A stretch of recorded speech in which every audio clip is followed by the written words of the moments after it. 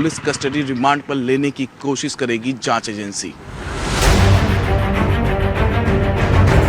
इसके साथ ही सूत्र ये भी बताते हैं कि जांच में आरोपी डॉक्टर रमीज के परिवार के प्रतिबंधित संगठन पीएफआई से कनेक्शन सामने आए हैं।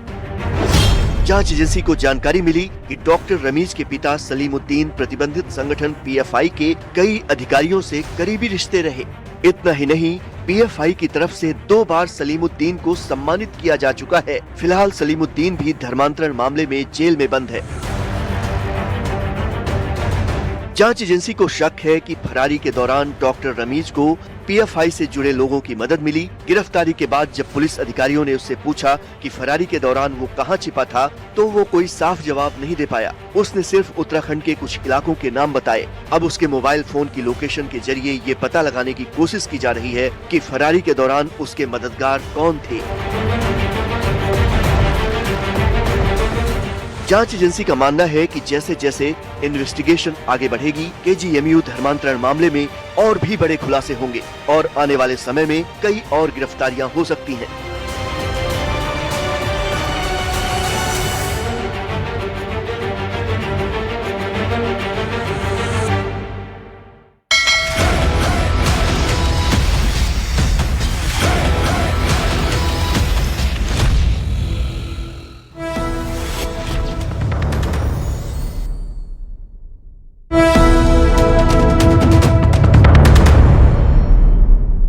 एक इंपॉर्टेंट अपडेट आपको देते हैं। आज उत्तर प्रदेश के 3 डिस्ट्रिक्ट्स में ताबड़तोड़ बुलडोजर एक्शन हुआ है। वाराणसी, उसके अलावा संबल और देवरिया में प्रशासन का बुलडोजर खूब गरजा है। 3 तस्वीरों में दिखा रहे हैं आपको। तीनों ही जगहों पर अवैध निर्माण हटाने के लिए एडमिनिस्ट्रेशन का ये पीला पंजा चला है। आप देखिए किस कदर खौफ है। अब ये देखिए, ये वाराणसी की तस्वीर हम आपको दिखा रहे हैं, दाल मंडी इलाका वहां जो अतिक्रमण हुआ था, इंक्रोचमेंट हुई थी, उस पर बुलडोजर चला है। संबल और साथ ही साथ आपको बता दें एक और जो जगह है वहां देवरिया, वहां पर भी ये ताबड़तोड़ एक्शन हुआ है। लेकिन सबसे पहला जरा बात कर लें वाराणसी के दाल मंडी की। ये ऐसा इलाका जहां बुलडोजर एक्शन हुआ। दाल मंडी सड़क चौड़ीकरण परियोजना को पूरा करने के लिए आज ये कार्रवाई की गई है। सबसे पहले एक 5 मंजिला इमारत थी, उसका एक हिस्सा गिराया गया। इसको लेकर पहले ही प्रशासन की ओर से मुनादी कराई गई थी। आज सुबह से ही इलाके में भारी संख्या में पुलिस बल की तैनाती रही। अब तक कुल 8 मकानों को वहां तोड़ा गया, जबकि कुल 186 मकान चिन्हित किए गए हैं। आपको बता दें, वार्निंग दी जाती है, नोटिस चस्पा किए जाते हैं, लेकिन जब उसके बावजूद कोई कार्रवाई नहीं होती तो फिर एडमिनिस्ट्रेशन को एक्शन लेना ही पड़ता है। और वाराणसी आपको लिए चलते हैं, दाल मंडी इलाका जहां पर ये बुलडोजर एक्शन चल रहा है। उपेंद्र द्विवेदी हमारे सहयोगी वहां से हमारे साथ जुड़ रहे हैं। उपेंद्र, बताइए अभी क्या स्थिति है? बिल्कुल, देखिए 9वां मकान है जिसे ध्वस्त किया जा रहा है। दाल मंडी में करीब 181 भवन, 6 मस्जिदें हैं। इस वक्त मैं लंगड़ा हाफिज मस्जिद के सामने मौजूद हूँ और इसके ये नई सड़क वाला जो दाल मंडी से, नई सड़क से जो दाल मंडी की एंट्री होती है, उसका ये पहला मकान है जिसे ध्वस्त किया गया। खुद मकान मालिक ने पहला हथौड़ा चलाया, पहले वो विरोध कर रहा था, लेकिन अब ये देखिए फिर अब वहाँ से बिजली काटी जा रही है। पहले तस्वीरें देखिए, यहाँ पे बिजली काटी जा रही है। बिजली विभाग की टीम अब ऊपर चढ़ रही है क्योंकि पहले हथौड़े से तोड़ा गया। आप ये देखिए पूरा ऊपर का हिस्सा हथौड़े से तोड़ा गया और उसको तोड़ने के बाद फिर बुलडोजर से यहाँ पर जो पीला पंजा है वो चला और उसने यहाँ पर तोड़ा, लेकिन उसके बाद बिजली के तार आड़े आ रहे थे। तो ऐसे में अब पहले बिजली काटी जा रही है और बिजली काटी जाने के बाद अब ध्वस्तीकरण होगा। पूरा जो बनारस का जो नई सड़क इलाका है वो इस वक्त भीड़ से पटा हुआ है। चूंकि ये मुख्य सड़क है विश्वनाथ मंदिर जाने की, सड़क चौड़ीकरण करना है। दाल मंडी की 17.4 मीटर सड़क को चौड़ीकरण करना है और इसीलिए ये 3 फीट की कहीं सड़क है, कहीं 4 फीट की सड़क है, अब उसको करीब 60 फीट की सड़क बनाना है। तो ऐसे में जो मकान, करीब 20 मकान सरकार ने खरीद लिए हैं, जिनमें से 9 मकान को ध्वस्तीकरण किया जा रहा है। 9वां मकान, ये ध्वस्तीकरण की तस्वीर मैं आपको दिखा रहा हूं। उसके अलावा लगातार रजिस्ट्री हो रही है। करीब 6 मकानों को वीडीए ने नोटिस दिया है कि उनका नक्शा पास नहीं है। तो कुल मिला के इसको 15 फरवरी तक पूरा करना है। तो ऐसे में बुलडोजर की एंट्री जरूरी हो गई थी क्योंकि हथौड़े से लगातार तोड़ने में समय बहुत जाया जा रहा था, समय बहुत लग रहा था। तो ऐसे में अब बुलडोजर से एक्शन हो रहा है। फिलहाल जो तोड़ा गया है, दुकानें बंद हुई हैं, उसका मलबा अब समेटा जा रहा है। बुलडोजर आप भी देखिए खड़ा हुआ है। कुछ देर बुलडोजर चला, लेकिन बिजली के 2 बड़ी अड़चन सामने आ गई। पहला बिजली का तार, दूसरा चूंकि मकान की ऊंचाई बहुत ज़्यादा है, तो ऐसे में इस पर अगर बुलडोजर चलाते हैं तो मलबा गिरने का और लोग उपेंद्र, कोई किसी तरह का विरोध तो नहीं हो रहा? देखिए, मकान मालिक की ओर से पहला विरोध किया गया था, लेकिन उसके बाद प्रशासन की टीम आई और जो भी बातचीत हुई उसके बाद मकान मालिक ने ही पहला हथौड़ा चलाया। हालांकि बीच में कुछ देर के लिए काम तब रुक गया था जब मकान मालिक ने कहा कि फोर्स उनके साथ फोर्स का व्यवहार ठीक नहीं है। हालांकि फिर प्रशासन ने उन्हें मनाया और ये देखिए उसके बाद फिर से ये बुलडोजर की जो कार्रवाई थी फिर की गई। अब बिजली के तार हटाए जा रहे हैं और बिजली के तार हटाए जाने के बाद यहाँ पर अब बुलडोजर का एक्शन कोई किसी तरह की उपेंद्र कोई किसी तरह की अफवाह ना फैलाए कि सोशल मीडिया पर खास तौर पे, उसके लिए भी क्या प्रशासन की तरफ से कोई उपाय, कोई प्रबंध किए गए थे क्या? देखिए, सारी एजेंसियां, जितनी भी एजेंसियां हैं वो अलर्ट है, चाहे वो उत्तर प्रदेश पुलिस की एलआईयू हो, चाहे वो आईबी हो, सभी अलर्ट है कि किसी तरीके की अफवाह ना फैले, क्योंकि दाल मंडी बहुत सेंसिटिव इलाका है। एक तरीके से पूर्वांचल की बड़ी मंडी तो है ही, ये पूर्वांचल का सबसे बड़ा मुस्लिम बाजार है। यहाँ पर जो 90% दुकानदार हैं वो मुस्लिम से, तो ऐसे में कोई अफवाह ना फैले, इसलिए एजेंसियां अलर्ट पर हैं। ध्वस्तीकरण की कार्रवाई को भी पहले मुनादी कराई जा रही है, फिर ध्वस्तीकरण की कार्रवाई कराई जा रही है। ठीक है उपेंद्र, बहुत बहुत शुक्रिया इस तमाम जानकारी के लिए। तो जैसे उपेंद्र हमारे सहयोगी दिखा रहे थे हमें वाराणसी दाल मंडी इलाका, वहां पर अभी 9वां मकान जो है उस पर ध्वस्तीकरण की कार्रवाई चल रही है, पर भारी पुलिस बंदोबस्त तस्वीरों में नजर भी आ रहा है। आप देख रहे हैं कि यानी कोई भी अप्रिय घटना ना हो, उसके लिए पूरी तैयारी एडमिनिस्ट्रेशन पुलिस की तरफ से की गई। और अब जरा उत्तर प्रदेश के संभल का रुख करें। यहां सरकारी खाद के गड्ढे की जमीन पर बने 8 मकानों पर बुलडोजर चला। ये मकान अवैध रूप से थे बने हुए। आज बुलडोजर चलाकर इन मकानों का नामो निशान मिटा दिया गया। बुलडोजर चलने से पहले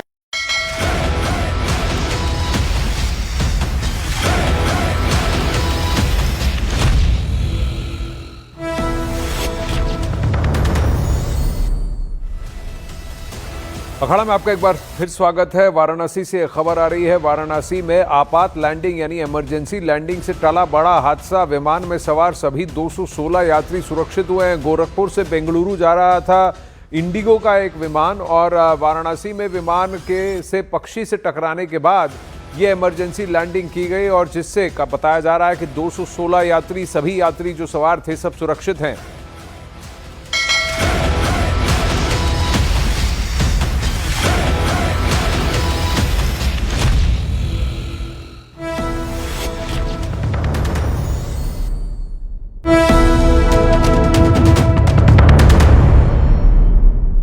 एक इंपॉर्टेंट अपडेट आपको देते हैं। आज उत्तर प्रदेश के 3 डिस्ट्रिक्ट्स में ताबड़तोड़ बुलडोजर एक्शन हुआ है।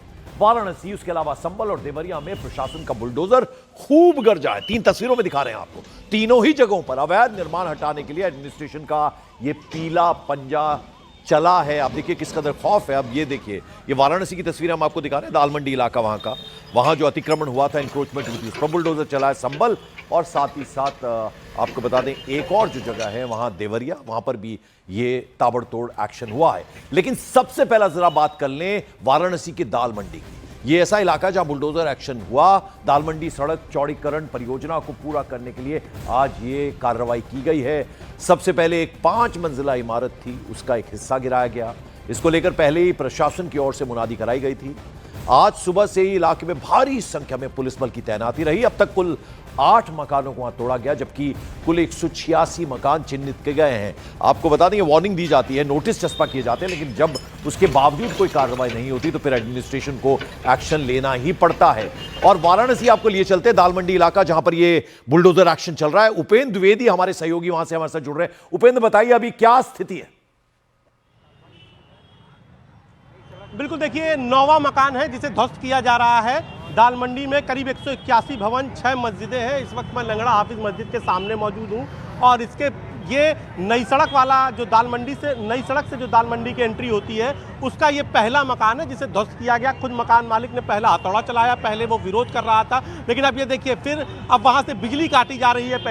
पहले तस्वीरें देखिए, यहाँ पे बिजली काटी जा रही है। बिजली विभाग की टीम अब ऊपर चढ़ रही है क्योंकि पहले हथौड़े से तोड़ा गया। आप ये देखिए पूरा ऊपर का हिस्सा हथौड़े से तोड़ा गया और उसको तोड़ने के बाद फिर बुलडोजर से यहाँ पर जो पीला पंजा है वो चला और उसने यहाँ पर तोड़ा, लेकिन उसके बाद बिजली के तार आड़े आ रहे थे। तो ऐसे में अब पहले बिजली काटी जा रही है और बिजली काटी जाने के बाद अब ध्वस्तीकरण होगा। पूरा जो बनारस का जो नई सड़क इलाका है वो इस वक्त भीड़ से पटा हुआ है। चूंकि ये मुख्य सड़क है विश्वनाथ मंदिर जाने की, सड़क चौड़ीकरण करना है, दाल मंडी की 17.4 मीटर सड़क को चौड़ीकरण करना है और इसीलिए ये 3 फीट की कहीं सड़क है, कहीं 4 फीट की सड़क है, अब उसको करीब 60 फीट की सड़क बनाना है। तो ऐसे में जो मकान, करीब 20 मकान सरकार ने खरीद लिए हैं, जिनमें से 9 मकान को ध्वस्तीकरण किया जा रहा है। 9वां मकान, ये ध्वस्तीकरण की तस्वीर मैं आपको दिखा रहा हूँ। उसके अलावा लगातार रजिस्ट्री हो रही है। करीब 6 मकानों को बीडीए ने नोटिस दिया है कि उनका नक्शा पास नहीं है। तो कुल मिला के इसको 15 फरवरी तक पूरा करना है। तो ऐसे में बुलडोजर की एंट्री जरूरी हो गई थी, क्योंकि हथौड़े से लगातार तोड़ने में समय बहुत जाया जा रहा था, समय बहुत लग रहा था। तो ऐसे में अब बुलडोजर से एक्शन हो रहा है। फिलहाल जो तोड़ा गया है, दुकानें बंद हुई हैं, उसका मलबा अब समेटा जा रहा है। बुलडोजर आप भी देखिए खड़ा हुआ है, कुछ देर बुलडोजर चला, लेकिन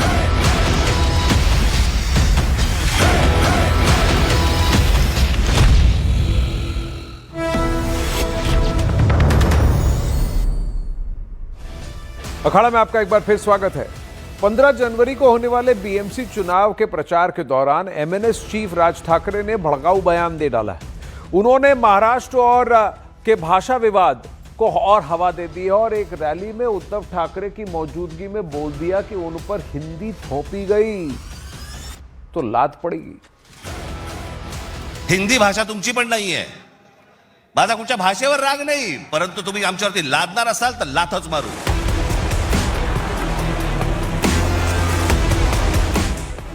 राज ठाकरे के इस बयान ने बीएमसी चुनाव में भाषा विवाद की भी एंट्री करवा दी।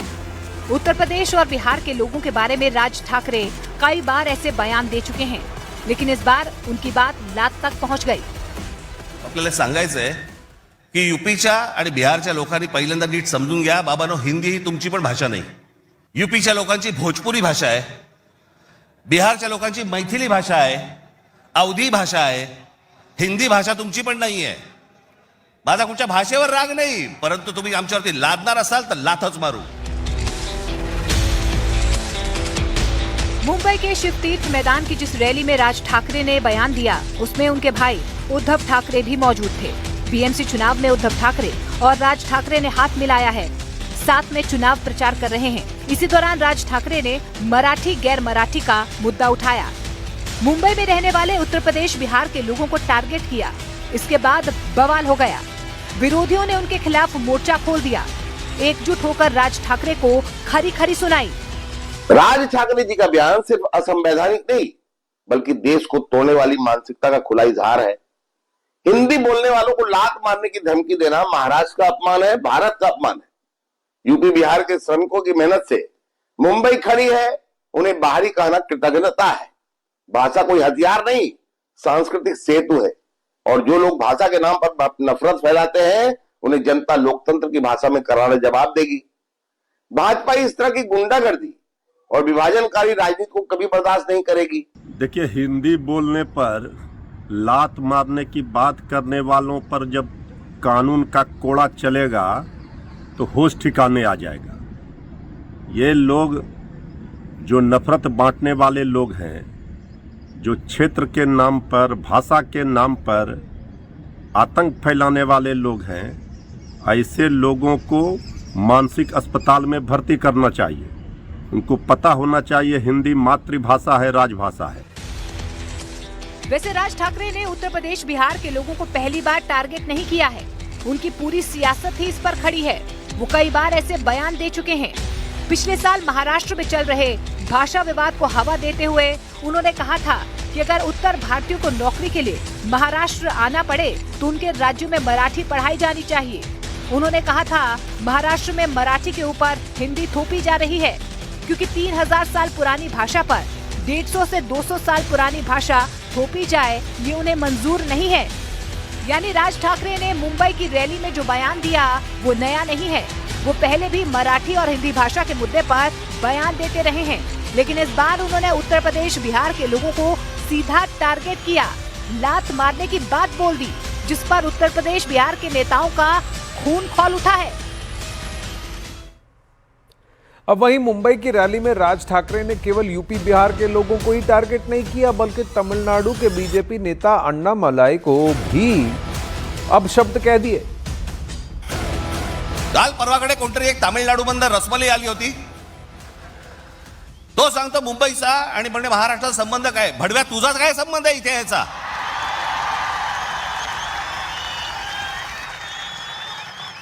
यांच्यासाठीच माननीय बाळासाहेब बोलले होते, हटाव लुंगी आणि बजाव पुंगी. अब वहीं बीजेपी नेता किरीट सोमैया ने उद्धव ठाकरे और राज ठाकरे पर तीखा हमला बोला है. किरीट सोमैया ने कहा कि उद्धव ठाकरे और राज ठाकरे अब हिंदुओं के नहीं बल्कि सिर्फ मुसलमानों की राजनीति कर रहे हैं. 15 जनवरी को बीएमसी चुनाव हो रहे हैं, लेकिन चुनाव से पहले काफ़ी ज़्यादा सरगर्मी हो गई है और जिस तरीके से राज ठाकरे उद्धव ठाकरे बीजेपी पे हमला कर रहे हैं, उस पूरी बातचीत पे हमारे साथ बीजेपी के सीनियर लीडर किरीट सोमैया जी हैं. सर, कल जो सभा हुई उस पर राज ठाकरे जी ने कहा कि उत्तर भारतीयों को लात मार के बाहर निकाल देंगे, इस पर क्या कहना है? वास्तव में राज ठाकरे उद्धव ठाकरे ने कल की सभा में हिंदू के संरक्षण में ये मराठी मुंबई मुस्लिम मुंबई बन रही है, बांग्लादेशी अतिक्रमण करे, उस पर एक शब्द नहीं बोला. उद्धव ठाकरे स्वयं अपने जहाँ रहते उस म्यूनिसिपल वार्ड में और बगल का बहरामपाड़ा में उस समा हबीब खान, उसने जो राम जन्मभूमि का जो गीत है उसमें राम था, उसकी जगह पे खान का नाम लगाकर, यानी राम की तुलना खान से करके इतना वो मुस्लिमों को खुश करने के लिए राम का हिंदुओं का अपमान कर रहे हैं. अब वास्तव में वोट जिहाद पार्ट 3 उन्होंने शुरू किया है. अब वहीं महाराष्ट्र के मंत्री नितेश राणे ने भी हिंदी मराठी विवाद को लेकर उद्धव ठाकरे गुट पर तीखा हमला बोला है. नितेश राणे ने आरोप लगाया कि भाषा के नाम पर हिंदू समाज को बांटने की कोशिश की जा रही है और ऐसा करके वे पाकिस्तान में बैठे अपने अब्बा को खुश करना चाहते हैं. ये मराठी के नाम पे आप हिंदू भाइयों को, हिंदू समाज को उनको बांटना है, हिंदुओं के बीच में फूट डाल के इनका जो अब्बा पाकिस्तान में बैठा है ना, उसको इन लोग को खुश करना है इतना याद रखना. इसलिए उबाटा हो, मचात हो, उनको मतदान, उनको वोट, मतलब पाकिस्तान में बैठे हुए अब्बा को वोट, कितना आप समझ लेना चाहिए. अब वहीं ऑपरेशन सिंदूर पर कांग्रेस नेता मणिशंकर अय्यर ने नया बयान दिया है, जिसको लेकर बवाल शुरू हो गया है. मणिशंकर अय्यर ने केंद्र सरकार से ऑपरेशन सिंदूर को खत्म करने और पाकिस्तान से बातचीत शुरू करने की वकालत की, तो बीजेपी ने कांग्रेस पर यह कहते हुए पलटवार किया कि आईएनसी का मतलब है इस्लामाबाद नेशनल कांग्रेस.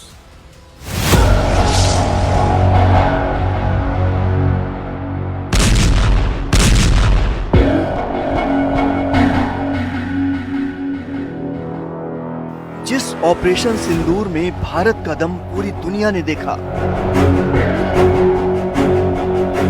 जिस ऑपरेशन सिंदूर में भारतीय सेना ने पाकिस्तान को घुटनों पर ला दिया,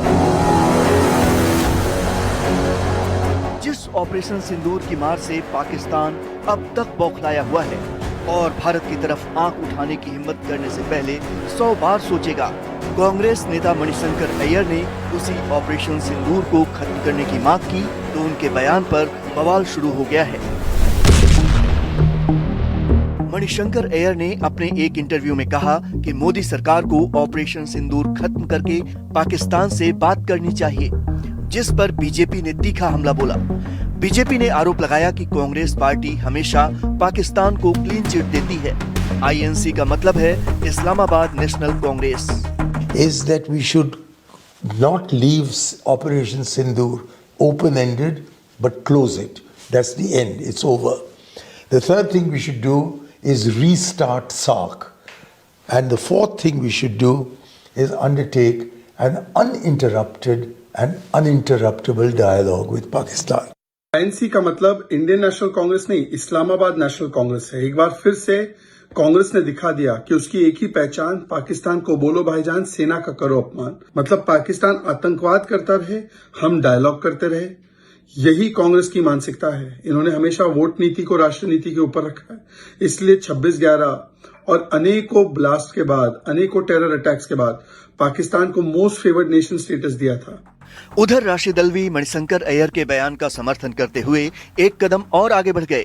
बांग्लादेश में भारत के विदेश मंत्री एस जयशंकर की पाकिस्तान के स्पीकर से बातचीत की खबरों का हवाला देते हुए उन्होंने कहा, भारत ने पहले ही पाकिस्तान से बातचीत शुरू कर दी है। तो जगत गुरु श्री रामभद्राचार्य ने मणिशंकर अय्यर पर यह कहकर हमला बोला कि उन्हें सनातन का ज्ञान नहीं है। फॉरेन मिनिस्टर पाकिस्तान के स्पीकर से बात नहीं कर रहे? क्या वो इंडिविजुअल कैपेसिटी के अंदर बात कर रहे हैं? तो ये हिंदुस्तान पाकिस्तान की ही तो बातचीत थी। अगर ये बातचीत नहीं थी तो क्यों गए हमारे फॉरेन मिनिस्टर उनसे मिलने के लिए? क्या बातचीत हुई है ये बताना चाहिए। तो मणिशंकर अय्यर भी तो यही बात कह रहे हैं। मणिशंकर अय्यर को भारतीय वाङ्मय का एक अक्षर नहीं आता। हिंदू शब्द वेद में आया है। हिंदू माने जो हिमाचल के समान स्थिर हो और इंदु के समान शीतल हो, उसी के भाव को तो हिंदुत्व कहते हैं। किसी को सनातन धर्म का ज्ञान ही नहीं है, न संस्कृत का एक अक्षर उन्हें आता है। मणिशंकर अय्यर पहले भी अपने बयानों से विवाद खड़ा कर चुके हैं, लेकिन अब उन्होंने ऑपरेशन सिंदूर को लेकर जो बयान दिया उस पर कांग्रेस के सहयोगी दल भी संतुलित प्रतिक्रिया दे रहे हैं। आरजेडी प्रवक्ता मृत्युंजय तिवारी ने कहा, राष्ट्रीय हित में क्या सही है और भारत पाक संबंधों को कैसे संभालना है, ये केंद्र सरकार का अधिकार है। देखिए, उन्होंने क्या कहा है, क्यों कहा है नहीं पता। ये भारत सरकार का और एक ऐसा विषय है जिस पर सरकार निर्णय लेती है। क्या हालात हैं, क्या परिस्थितियां हैं, दोनों देशों के बीच में संबंध कैसे होने चाहिए, ये सरकार का आंतरिक मामला है। इस पर विशेष टिप्पणी करना उचित नहीं है। मणिशंकर अय्यर से पहले राहुल गांधी भी ऑपरेशन सिंदूर को लेकर विवादित बयानबाजी कर चुके हैं। अब मणिशंकर के इस बयान ने कांग्रेस पार्टी को फिर सवालों में ला दिया है।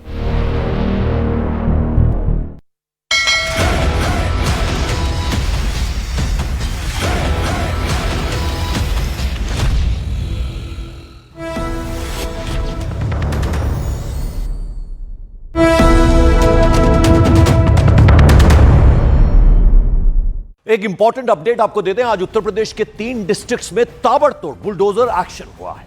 वाराणसी, उसके अलावा संबल और देवरिया में प्रशासन का बुलडोजर खूब गरजा है। 3 तस्वीरों में दिखा रहे हैं आपको। तीनों ही जगहों पर अवैध निर्माण हटाने के लिए एडमिनिस्ट्रेशन का ये पीला पंजा चला है। आप देखिए किस कदर खौफ है। अब ये देखिए, ये वाराणसी की तस्वीरें हम आपको दिखा रहे हैं, दाल मंडी इलाका वहां का, वहां जो अतिक्रमण हुआ था, इंक्रोचमेंट हुई थी, उस पर बुलडोजर चला है। संबल और साथ ही साथ आपको बता दें एक और जो जगह है वहां देवरिया, वहां पर भी ये ताबड़तोड़ एक्शन हुआ है। लेकिन सबसे पहला जरा बात कर लें वाराणसी के दाल मंडी की। ये ऐसा इलाका जहां बुलडोजर एक्शन हुआ। दाल मंडी सड़क चौड़ीकरण परियोजना को पूरा करने के लिए आज ये कार्रवाई की गई है। सबसे पहले एक 5 मंजिला इमारत थी, उसका एक हिस्सा गिराया गया। इसको लेकर पहले ही प्रशासन की ओर से मुनादी कराई गई थी। आज सुबह से ही इलाके में भारी संख्या में पुलिस बल की तैनाती रही। अब तक कुल 8 मकानों को वहां तोड़ा गया, जबकि कुल 186 मकान चिन्हित किए गए हैं। आपको बता दें, वार्निंग दी जाती है, नोटिस चस्पा किए जाते हैं, लेकिन जब उसके बावजूद कोई कार्रवाई नहीं होती तो फिर एडमिनिस्ट्रेशन को एक्शन लेना ही पड़ता है। और वाराणसी आपको लिए चलते दाल मंडी इलाका, जहां पर ये बुलडोजर एक्शन चल रहा है। उपेंद्र द्विवेदी हमारे सहयोगी वहां से हमारे साथ जुड़ रहे हैं। उपेंद्र, बताइए अभी क्या स्थिति है? बिल्कुल, देखिए 9वां मकान है जिसे ध्वस्त किया जा रहा है।